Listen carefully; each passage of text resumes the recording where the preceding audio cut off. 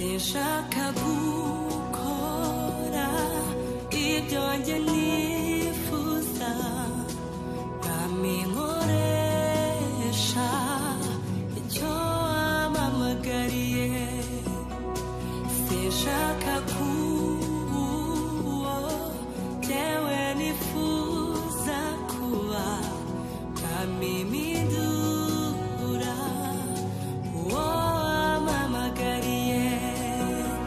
gukora umukoro utari uwanjye nabyo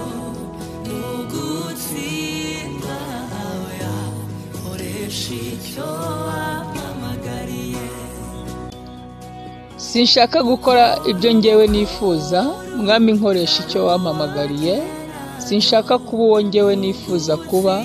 mwami umpindura icyo wampamagariye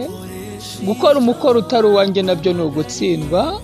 mwami nkoresha icyo wampamagariye ikaze mu ndirimbo munsi mwene data ni uwuhe mukoro urimo urakora muri iyi minsi abantu benshi bari gukora imikoro itari iyabo bigatuma bahora iteka batsindwa bakagwa bakava mu byizerwa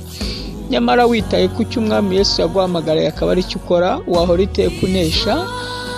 Dawidi yageze mu bihe byo kubona yuko isi yamuhindutse abona isi yabaye mbi cyane abona atazabasha kubyishoboza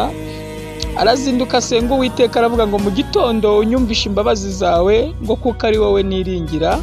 ngo umenyeshe inzira nkwiriye kunyuramo ngo kuko ari wowe ncurira umutima ngo unyigishe gukora ibyo ushaka kuko ari wowe Mana yanjye ngo umwuka wawe mwiza anyobore mu gihugu cy'ikibaya